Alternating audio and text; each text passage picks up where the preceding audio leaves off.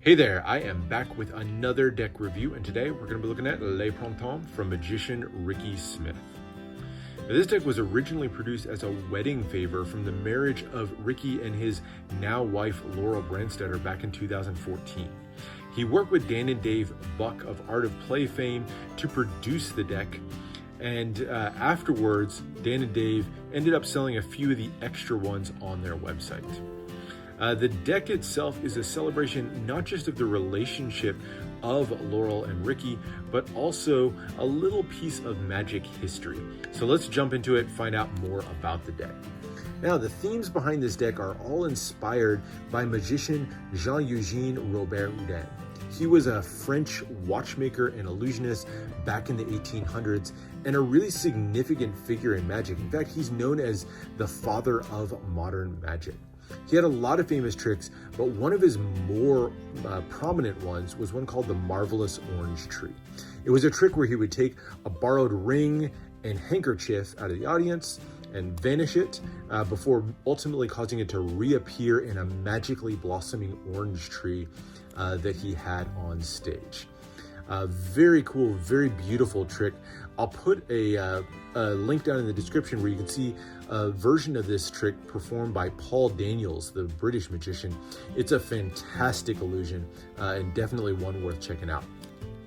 But Robert Houdin also holds a special place in Ricky and Laurel's relationship.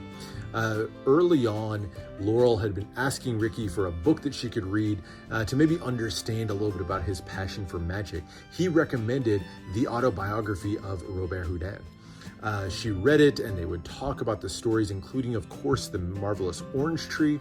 And ultimately, Ricky used the orange tree illusion as part of his proposal to Laurel.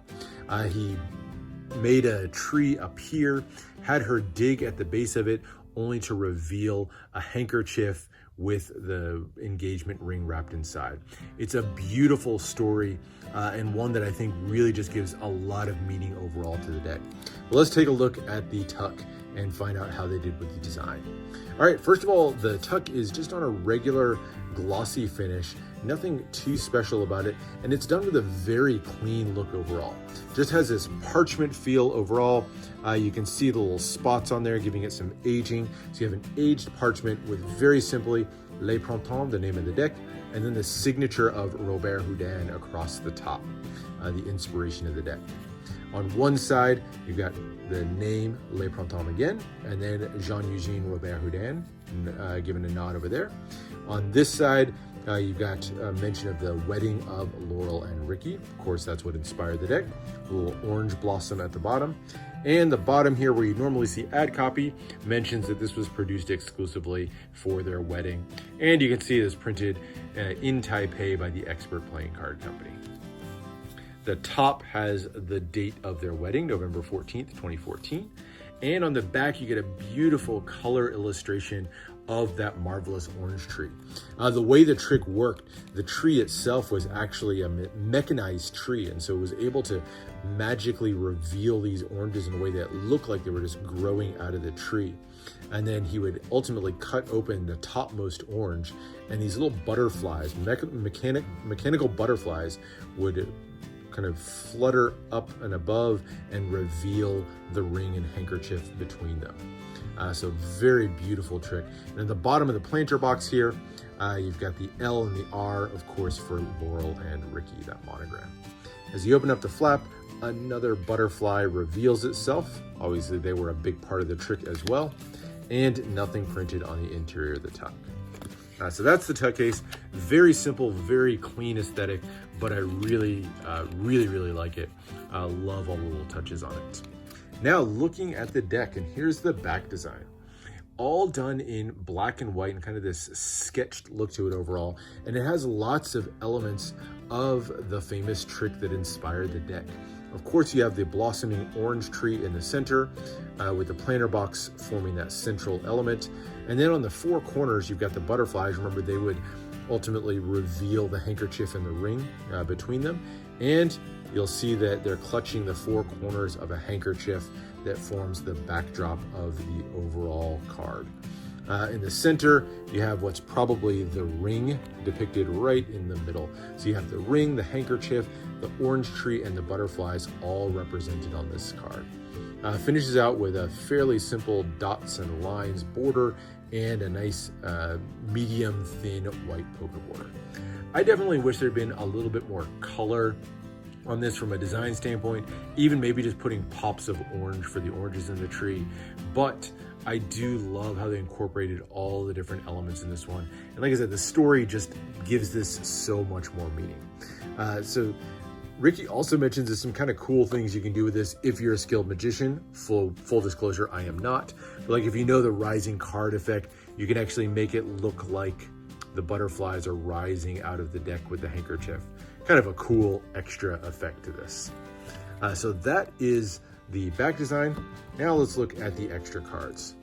So you get a pair of jokers. They're very simple, just a black and white sketch of the famous orange tree. And of course, one of them is completely just not in bloom at all.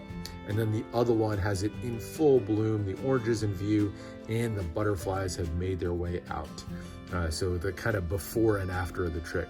And again, great if you are skilled at magic, you can kind of, you know, make it look like the tree is magically blossoming or something like that. So very cool overall touches on the two jokers. Now the rest of the deck is pretty much standard. You get that expert aces spades pip, nothing too special, just that dragon mask that's kind of part of the expert logo. And then pretty standard number cards all the way through. Basic court cards, maybe a slightly more vintage style, but otherwise very, very familiar court cards. Like I said, not much else to speak of the rest of the deck. So I like that they went with a fairly standard deck, considering that I think the overall uses for this one, it's going to be a great magic and gameplay deck. So going with the standard courts, I think in this case was a good idea. All right, as far as handling, they fan and handle pretty well, definitely pretty smooth. They come from experts, so it's a much heavier deck, like noticeably heavier. It's gonna feel like 20 to 30% heavier than like a standard bicycle deck. And the cards are a little bit stiffer too, if you wanna use these like for fans or dribbles. That said, they do still handle very well, and I imagine are quite durable cards as well. But that's it, that is the look at the deck. Like I said before, I would use this, I think, as a magic and gameplay deck for sure. I think it has a great story behind it, or just as a collector's deck.